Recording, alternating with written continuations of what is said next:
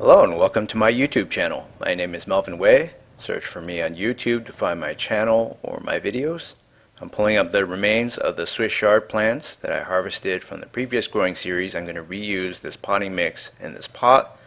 So the black stuff you see popping out underneath is the potting mix. That's just how it looks after being wet for a very long time and decomposing continuously.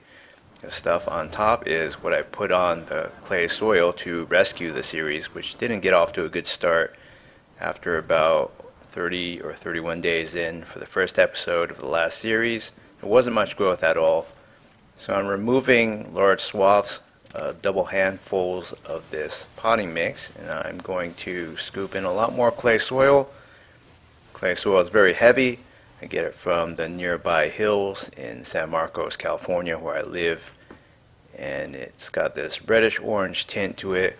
So soil prep is the most important thing to starting a series in soil, and potting mix just doesn't seem to cut it. For the last 2 years I've really struggled to get off to a good start. You can see starting from my passion fruit series all the way up to 2018. It's been a struggle at times. Some plants do adapt very well to it after the root systems become vast and form a giant root ball that entangles every dirt molecule in there, but in most cases my plants just get off to a poor start, or have in the last 2 years. So I'm figuring that by amending this with clay soil and really mixing it in well, it'll create great conditions for growth. Clay is very rich in nutrients. It holds on to water better than sand or silt and can have drainage problems, but because I still have mostly potting mix in here that I've used for who knows how long, maybe it's been months or years here in this case. It was once sterilized when I bought it from the store to prevent fungus gnats and spider mites, more importantly, from taking hold, but fungus gnats have come back eventually into all of my pots because there's always fungus growing on that decomposing potting mix. So this is a packet of bok choy, more commonly spelled bok choy. I think that's a Cantonese spelling. It's one kind of Chinese cabbage. It's a confusing umbrella of many different vegetables from China. So days to germinate 10 to 14, days to harvest 30. I'm a little bit suspect, but that's what drew me to this packet of vegetables. There are so many things I could grow from the shelves of Lowe's, and this one is the one I chose because of the days to harvest 30. I wanted something quick and something I could stir fry and eat at the end. So these seeds are black and they're very small and spherical. They look like the type that would just roll over and fall into the cracks. And that's just what it did right there. So it's hard to give you a good visual on many of these things, but that's the first seed I'm going to plant right in the center. And then I'll plant maybe 6 in a hexagon around that, and then go out a little wider and put them in whatever intervals I like for a total of I don't know how many. So I didn't keep track, and I might have a total of 18 or 19. So after that I'm going to layer some clay soil on top. It says 1/4 of an inch deep for the seeds on the packet. I don't think that's a hard and fast rule. You can do 1/2 inch or whatnot. 1 inch is 2.54 centimeters for those of you who aren't in the United States. So this clay soil, pure clay soil on top with all the pebbles and large particulates thrown out by me, will form a good seal. It's very resistant to water when dry, and as you just saw, it kind of is powdery and it flakes off. It becomes airborne, so that's the kind of stuff that can get stuck all over your shoes and the very bottoms of your pants when you're out there hiking. But once it's wet, it forms clay basically, and it'll form a very good seal of moisture that will benefit seeds, and it'll provide a lot of anchoring that potting mix cannot. Potting mix is large particles of bark, wood chips, sphagnum peat moss, twigs, and things like that. And it provides for good aeration and drainage. Too much, I think, because I'll show you why later, but if you refer to my past videos, basically, I think the top of potting mix, pure potting mix, just dries out way too fast. So it's day 5, and almost all the seeds sprouted in just 5 days. So that's a very pleasant surprise. I watered heavily the previous day on day 4. I don't know if that had any effect at all, but it was due. Normally I would water the top lightly or moderately every 2 days when I'm trying to germinate something, but it's been 4 days because it's been very cloudy. So since that last watering I just showed you on day 0, I waited 4 days until I watered. So these don't resemble adult bok choy vegetables at all. They resemble very generic looking weed sprouts. The stems are whiter and thicker at the base, so in those regards it does resemble adult bok choy, with a vegetable that we're used to seeing in Chinese restaurants and so on. But other than that, they just look really weedy, and I have no idea what their appearance will be like in a few days even. So it's day 6. Finally, I have some sun. There are a lot of May gray days where there's a marine layer on the coast. This is a few miles inland from the coast, but marine layer caused by cold, wet air forming fog or clouds that just kind of sits very low in the sky and creates these cloudy days. That can extend quite the distance inland, and it typically doesn't burn away until later in the day. So you can see some white clumps of mold. I think that's just caused by me watering this clay soil, which has been parched for the longest time in the wild. So the mold that was latent in there and growing on whatever organic twigs and root fragments you can see here, that came alive and is reproducing.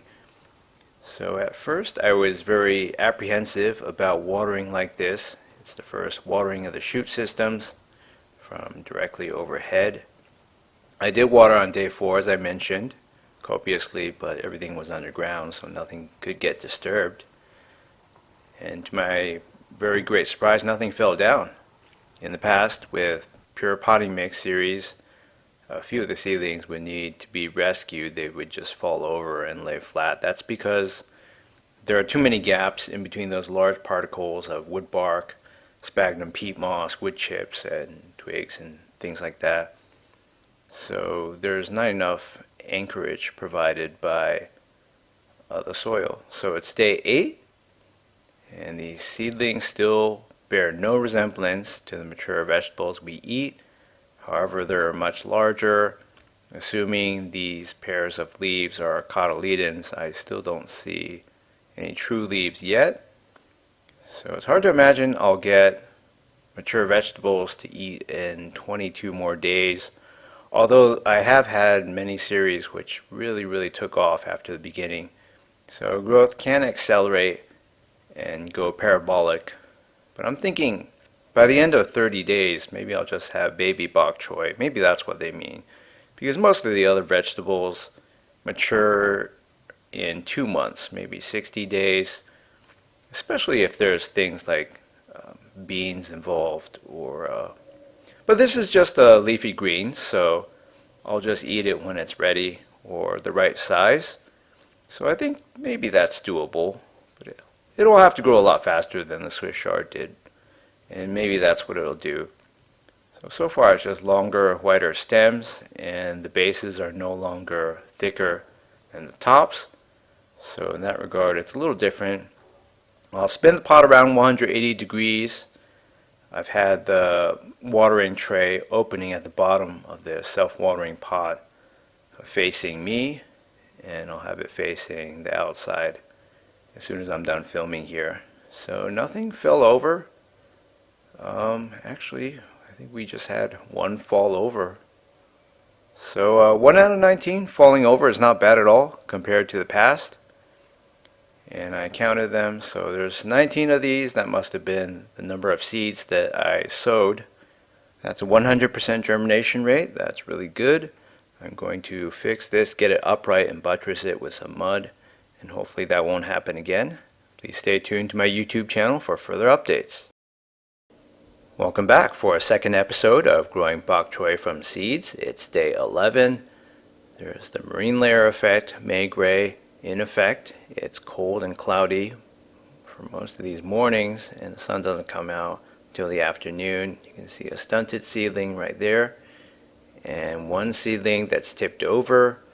I alluded to what I call potting mix syndrome in the first episode, whereby if you grow everything in pure potting mix, it has a tendency to not have proper root anchoring and everything just falls over, along with some other flaws. But in this case, I've mixed in a lot of wild clay dirt, and now I'm trying to pile on some support with some more dry dirt, but it's still slumping over, so I'm wondering what's going on. I'll do some further investigation. As you can see, the water tends to gather in a ring on the perimeter. That's because the high ground is in the center, which is actually good. You want plants maybe to grow on some sort of a slope if they're prone to root rot and whatnot. So there's drainage, but in a pot it's kind of limited as to what you can do in terms of terrain features. But luckily I seeded my plants mostly away from the perimeter. Maybe this one's a little closer. I wasn't that careful with the positioning of every single seed. So I'm using a squirt bottle to wash off the undersides of these leaves, although you can see the left one, first true leaf, is just wading in the mud. So it definitely has a fungal infection, and that root is all pinched. So I'll try to bury it deeper so it can remain upright. Maybe that's a mistake. Maybe it'll just rot and fester. And on day 15, we finally got one sunny morning. I haven't watered since that deeper transplant 4 days ago because you saw how soggy and waterlogged and mushy everything was. So despite having all this clay soil mixed in, it's still very prone to acting like potting mix. I would say the majority of what's in this pot is still potting mix. So that one's stunted yet still, and all these ones in the center are doing much better. Maybe I could have created a bigger artificial hill in the middle, but then that would have its own issues as well, affecting sunlight, and some of the seedlings on the outer perimeters would maybe just bend a little bit or be prone to falling over. I don't know. But so far everything's going pretty well, I would say, despite the lack of sunny mornings. So if the sun comes out at noon and beyond later in the day, it just doesn't do anything for my balcony plants because this is east facing. But as you can see, the true leaves are getting bigger, and somehow this infected seedling is carrying on, even though its root system got pinched like that. And this one is just small. So it's day 18. It's 3 days later, a week after I did the transplant in the same spot, of course. That one's still small, but it's grown a little bit, and this is definitely a little bit slower than I expected, although with all those May gray days in San Diego County, maybe it's not abnormal. I think these would require full sun to get to a harvest point in 30 days, and we're definitely not on track for that. You can see the seedling that's been transplanted deeper is sort of just carrying on like nothing happened, and that mud that dried out looks really unaesthetic. So it's just a reminder, don't overwater in the beginning. And you always have to pay attention and be mindful for the local climate conditions and temperatures and sunlight. Because if you just water like it's sunny every day when it's not, then you could run into real trouble and pretty soon lose a lot of these to root rot or pinching. So I did a little bit of watering. The perimeter was a little cracked and dry looking. As you can see, there's a puddle at the 9 o'clock position. So that's sort of where I depressed the ground a little bit by pressing on it and adding some clay dirt. It still wasn't enough to kind of fill that void. So it's day 22, And this is sort of a partial sun day. It's not full-on sun for the entire morning. So this balcony gets maybe 4.5 hours of direct sun in the morning. It's a lot less harsh than the western afternoon sun that my plants used to receive on the old apartment balcony. So I've been in this apartment for about a month, and prior to that all my plant growing series were done with west-facing afternoon sun over a parking lot, so a lot of the heat from the afternoon sun would radiate from that parking lot and pretty much roast anything that hung over the railing of the balcony. Currently I do have my raspberry cutting that's going over the railing, but I'm facing a courtyard now, so it's a lot cooler, and there's lots of these giant birds of paradise and queen palms that suck up all the sun and heat in the courtyard. So the local microclimate conditions are quite different. So it's day 27. As you can see, there's been a lot more growth. The stems are thicker. They don't look as pale as they used to. And there's a honeybee just hanging out and sunning on one of my bok choy leaves. I don't know what else it may have been doing. It just seems to be sitting there basking in the morning sun and sort of sniffing around, not really doing anything. If I'm not mistaken, it seems almost like it's this bee alone that keeps visiting my raspberry cutting, but maybe I'm mistaken. All bees look alike, and they are sister clones after all, from the same queen or queens usually, so there's no way I could tell which one is which, but it seems like there's just always one honeybee buzzing around my new raspberry flowers. And I've also seen 2 hummingbirds as well. Maybe they're a pair. So the foliage looks a lot better now. The bok choy petioles and stalks, the stems, seem to be much juicier now, more characteristic of what I was expecting. And it's interesting how the cotyledons have all folded down. There was a point earlier in this video, well, I guess it still is, but they form X's. The first pairs of true leaves point up at a pretty acute angle, and the cotyledons just sort of fold down and get stuck in the mud. So that provides additional support, and it's way too much micromanagement to sort of bother with that. I think after many successive waterings and days of those cotyledons being folded down and stuck in the mud, they'll just sort of rot away, and they don't really matter at this point. They're obsolete. So as long as there's a lot of true leaf growth and more sets of true leaves coming out, then it seems like everything's going really well. And it seems like the leaves are a bit parched, despite the appearance of this little puddle passing us by right now. The ground is quite deficient in moisture because all the leaves are sort of droopy like that, or half droopy. And it's amazing how this one that had the fungal infection at the beginning of this episode has fully recovered, or it's just carried on like nothing ever happened. A small stunted plant has grown a little bit and carried on as well. So that's good to know. Seems like all of my plants have just soldiered on and kept growing and growing despite the wet waterlogged conditions of early May, and actually throughout almost all of May. So watch the leaves regain their turgor pressure on 6x video speed. It's quite amazing how fast this one responded.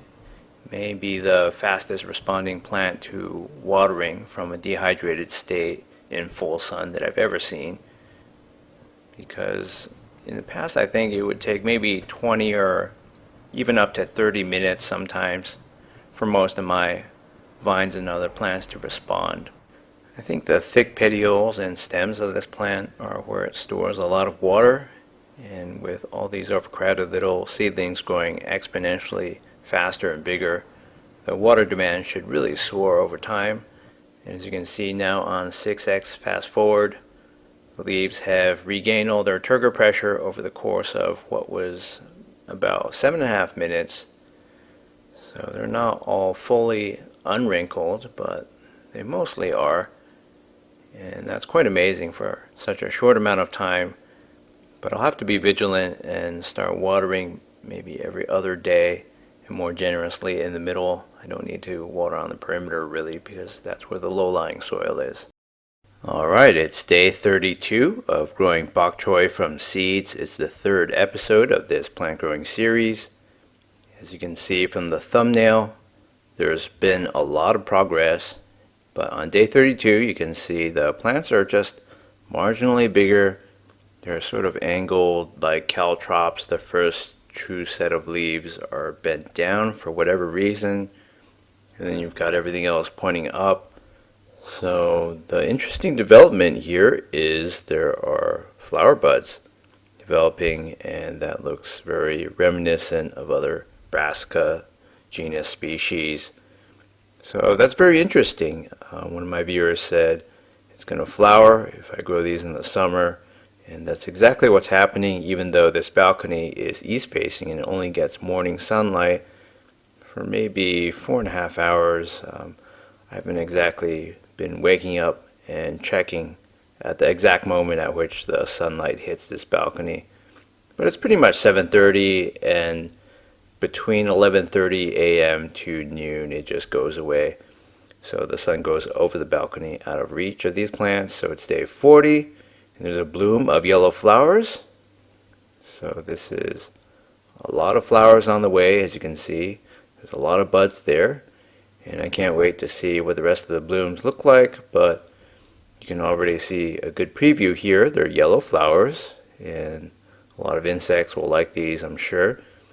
So those bees that were exploring and resting on my bok choy leaves in the last episode were pretty clairvoyant. They knew somehow that these were going to flower. So it seems like for all of my plants that flower, the bees arrive in the weeks before, and sometimes you have hummingbirds checking out what's on my balcony as well. So I typically don't see that many hummingbirds, but I've seen bees just kind of groom themselves and check out this. Maybe there's something in terms of UV light. I don't think bees really rely on scent so much as they do vision. So there must be something different or characteristic about the plants that are attracting them prior to the flowering, even though I don't see any extra floral nectaries. So this is developing pretty well. I've decided I'm not going to start just cutting off a bunch of leaves and harvesting. I know the packet said 30 days until harvest. That's somewhat true. I could have just started eating leaves and these lush petioles that are characteristic of bok choy. But I'm showing you the undersides of these leaves because there's really not any sign of spider mites that have plagued the other plants. And I've sprayed a little insecticide on the other plants. I bought something new. I threw away that jug of triazicide that was years old that I used for all my balcony plants over the last few years in the older apartment. So I had to get something new, but I made sure not to spray this plant, and I expect to see lots and lots of bees soon. So recently I released a spate of funny videos, humorous videos or satirical videos, whatever you want to call them, parodies. One on how to prepare an avocado based on how tons of people complained about how I chopped my avocado in the 2016 avocado growing series, and a longer version of the peacock joust video. That's my most popular video of all time by views, and also one making fun of myself for growing essentially fungus gnats from mango seeds. So occasionally I will test the waters and see what works out there, but so far only my most loyal fans have reacted to that, and maybe the American audience. I don't know if those will be a big hit, but I think it was worth a try. And like so many other videos on my channel, it just takes a long time for things to gain any traction. I'm not one of those really big YouTubers with 10 million subscribers and everything I release will be a hit. So it takes a long time for me to evaluate whether things will work, and that's just the way it is. In the meantime, I'll keep chugging out content as scheduled like this, but I just don't see how I can work in humor to a 10 or a 12-minute video like this. It's kind of hard unless something happens where I can just throw in some jokes, but yeah, it's kind of difficult to do all of that. So it's day 42 here, and there are bees foraging in the morning. It's a nice sight. It's very interesting. It brings a little bit more life to the balcony, other than just plant life, of course. So they come in the morning and they're gathering pollen and nectar, and they basically come maybe 2 or 3 at the most at a time. And then when the sun shifts and it's past noon, then this balcony doesn't receive light anymore, so they don't come. It's said that bees and wasps can recognize human faces and so on. I imagine they have pretty good visual spatial memory. Despite having very limited brain size, they somehow know where to go, and maybe the bees investigating a few weeks ago were just somehow marking the plants for future visits. So I think they rely much more on their sense of sight rather than smell, unlike other animals, and they fly over large territories, so they basically have to identify where the flowers are or are going to be over the next few weeks, and come back every day to forage like this. So the watering doesn't really bother them, and by day 47 you can see the inflorescences have really shot up. Some of these plants are really tall. Every few days I'm actually rotating the pot. This isn't its normal position. I put it on the Lazy Susan so I can spin it around and show you everything. But it's getting more and more beautiful. It's a lot more interesting than it was at the beginning of this episode, I'll give you that. And these inflorescences, I'm pretty sure people don't eat these. I think people grow these during the winter, farmers do, or agribusinesses. And it seems like I'm growing it sort of in the wrong season, and it's flowering. I don't know how it can tell so well that it's summer. Is it just due to the temperatures? But if you grew it in different latitudes, the temperatures would vary, or at different elevations. But somehow it knows, even on this limited sun balcony that only gets morning sun, that it's time to flower and go. Or maybe I just waited way too long, because it is day 47 after all. So basically it should have been harvested a while ago, and since I planted them far too close to each other, they don't have that much room for foliage growth. I think plants can generally get a sense for how densely they're packed in, and if they're all growing next to each other like that and their roots are all bumping into each other and intertwined, then they're not going to get very big. So I don't know what caused this huge lengthy shoot up of lanky inflorescences. Maybe it's just because I watered a lot. So I think the capacity for soaking up more water and utilizing more water is now a lot greater than it was in the past. And unlike my sweet banana pepper pot, which looks pretty sad in comparison, even though it started at the same time, this can take a lot more water. You can see how plump and fat and succulent these petioles and stems are. So it looks like a lot of water can fit in there, so it's not just storing water underground, it's also storing water in the shoots as well.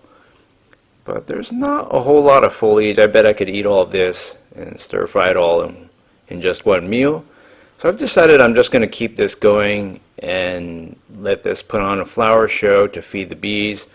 I haven't sprayed this with any insecticide. I've seen the occasional small web with a tiny spider at the very base in the early few weeks of this growing series, but I don't see any bugs. I don't see spider mite infestations or anything. This is a very hardy, unexpectedly a vegetable compared to everything else. So it's day 50 and we have yet more growth. This just looks like a dense mini forest of bok choy, and it's a lot more aesthetic than I thought it would be. There are some rotting original true leaves that were just lying on the soil and got wet from successive waterings, but no bugs. So this is actually one of the hardiest plants next to the Joshua tree on my balcony. And the other ones, the sweet banana pepper, I saw had some spider mites already. And the raspberry plant, I just had to blast with this new insecticide spray can that I bought. So that kind of burned some leaves. And you'll see that in an episode that's coming out in a few days or weeks. So yeah, we got a lot of flowers. We got continuous flower production, but also lots of these short-lived flowers are shedding petals, and the petals get all over the balcony. Well, maybe not all over. It's not a huge mess or anything, but I can definitely see petals and find petals in the Joshua tree plant next to this and some of the other pots as well. So yeah, it's not a huge mess. It could be a lot worse. But this is it's a nice treat to see all these flowers and have bees stop by. They're not out there foraging every day or every hour that I'm looking out onto the balcony, but this is a nice aesthetic treat.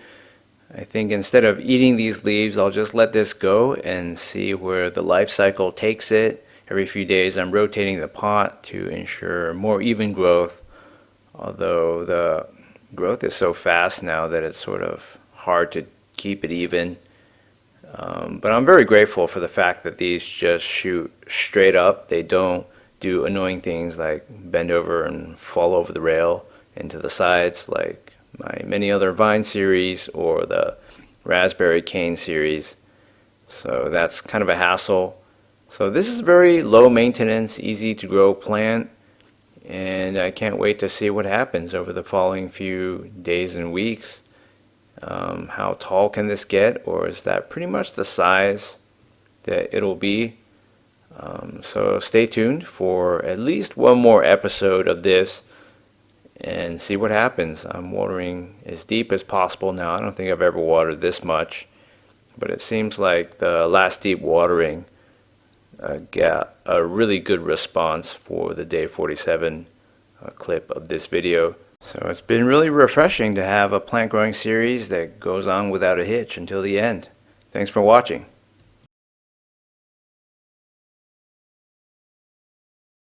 Alright, it's the fourth and finale episode of Growing Bok Choy from seeds. As you can see from these flower buds, more flowers are on the way. They're beautiful in their own right. They're small, yellow, and the plants in general and their growth just remind me a lot of wild mustard, another brassica genus species. So we have these little pea pods. They look like pea pods or bean pods growing pretty much at an acute angle pointed upwards. It's day 57 and you can see honeybees do visit sporadically. There are days where I don't see any honeybees, and also days in which they're very busy, and they even come in the afternoon when this is all enshrouded in shade. So that means they don't need direct bright sunlight to find everything, and I'm pretty sure they have this region mapped out, and maybe they even somehow mark the plants that are about to flower weeks in advance. So it's always very fun to watch honeybees foraging at your flowers. And as you can see, the tops of these very tall inflorescences are still flowering. So the plants have experienced what's called bolting, a real risk in many crop species such as this one, in which either high temperatures or long day lengths, we did have a very brutal heat wave recently, will cause plants to start flowering and become lanky with these inflorescences and just send out flowers and produce seeds as quickly as possible. Also, if resources are very limited and the plants are cramped, and we've had most of those conditions, I can guarantee that. So that explains why these have bolted instead of devoting more resources and time to growing vegetatively and sending out just big lush leaves like most bok choy that we know and eat. So the bean pods seem to have all these little peas in them, so it's very interesting. I can't wait to see what's inside of those. But for the time being, I think I'll let this run for a while. It's been very interesting feeding the local bees.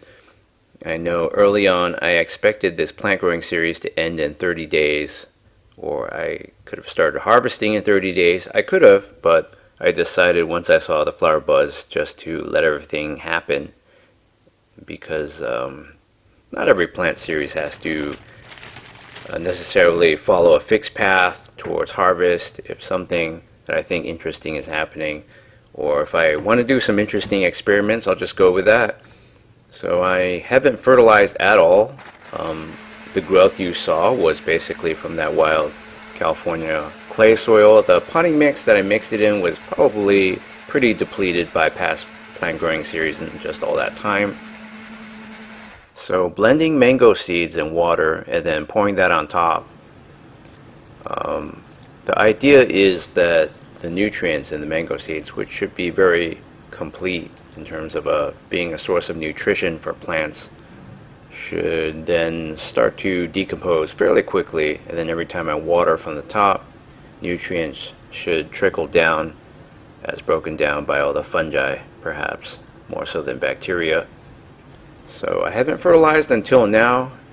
I'm just washing off the blender and getting the rest of the very rich ground up seed in there.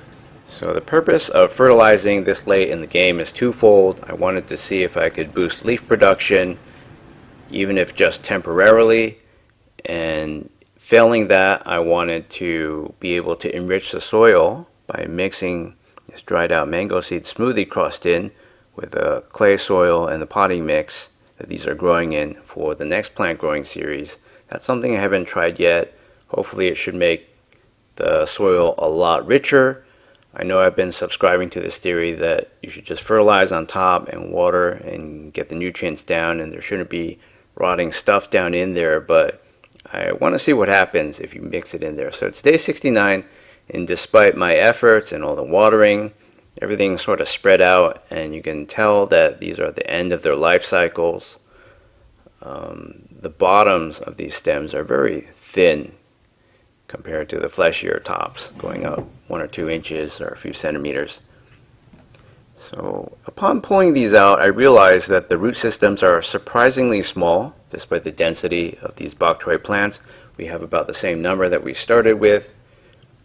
The roots only go about 1 inch in any direction.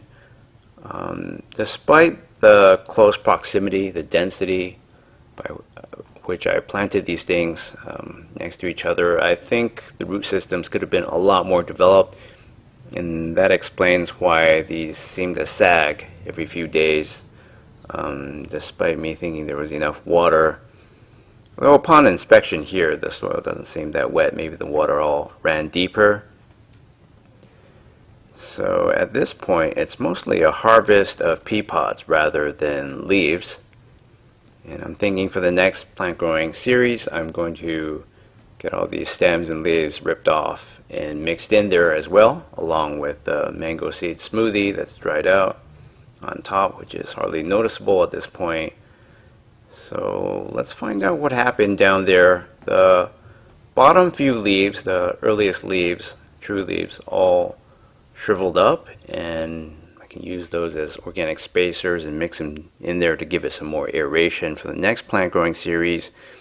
And upon doing this, I found out that the clay soil had hardened considerably. It's not like sun-dried brick, but at the same time it's pretty hard. It requires a lot of strength to break this up, which is obviously not good for root expansion. So that just means after the first few waterings, if you go back to episodes 1 and 2, there are periods where it seems sort of muddy on top, appearance of clay soil being wet for the first time. Now, granted, most of it still is potting mix, but the clay really congeals and it hardens. So there are other theories as to what you should mix to create a potting mix or mix with soil. Some people say sand, and other people say if you mix sand with clay and wet it, after it dries out, it becomes as hard as cement. So as you can see, The roots are very underdeveloped and small. That explains why water uptake was not the greatest. Maybe that all contributed to the bolting. And you can see my grand pea harvest. So later on I'm going to peel these apart and show you what's inside. And we still have some flowering going on, and some of the inflorescences branched out a little bit. So there are probably thousands of what I suspect will be peas in these little pods. It's quite interesting. I didn't expect something from the brassica genus to do this. I thought legumes made peas, and brassica are not legumes. But whatever, we have these small pea pods, and as you can see, the more immature ones have these white, more translucent peas. And I'm going to try to mash some of these up to show you what happens when you do so and get a feel for the consistency. We'll look at several of these little things, but the seeds are quite a surprise. So I've never quite grown anything that produced pea pods, so this is the first for me, and we'll see what happens. Definitely these seeds don't look like what we saw in episode 1 in the seed packet that I bought from Lowe's, a big box store. So when you mash these up, of course there's fluid inside, and they do have the consistency that you'd expect when you pinch a pea from the supermarket and mash it up like that. It's very interesting. We have thousands or maybe even over 10,000 miniature peas. So let me get some more. The original seeds were in the seed packet they were black. If you go back and look, and they were dried out and thus lightweight and hard, they would roll around. So that's what I assume is the natural progression here. Most of my peas seem to be on the lighter side, so they're immature and undeveloped. I don't know if they'll become mature if you've already pulled them out and detached them from their energy and water sources. So that basically concludes my plant growing series. In less than 70 days, I've carried these through one entire life cycle. Some of you would like to see me plant the seeds and start a new generation, but I don't see the point in that. I'm in this to produce YouTube plant growing videos, not to be farming professionally or even to supply myself with food. It would just be too slow and inefficient. So I have limited space, time, and energy to make these plant growing series. So I'm going to use this pot for growing honey mango next. Honey mango is a smaller type of mango. I got a seed to germinate beautifully indoors, and I'm going to transplant it into this pot soon. So aside from all these peas, which I've been careful to separate from all the other organic detritus, the stems, the leaves, and roots, I'm going to mix all of that stuff in there to provide more spacing and aeration, because as we just saw in the last 5 minutes, the clay soil congeals and becomes very hard. So that hopefully will help alleviate the problem, and I've decided to also try to mix in the mango seed smoothie, which I haven't done before, into the soil mass. So I'm thinking it will work out really well. Stay tuned to my YouTube channel to see that next series, which will probably be coming out in just a few days. So thanks for watching my plant series about growing bok choy from seeds, and I look forward to producing lots of fresh new content for you for the rest of 2018.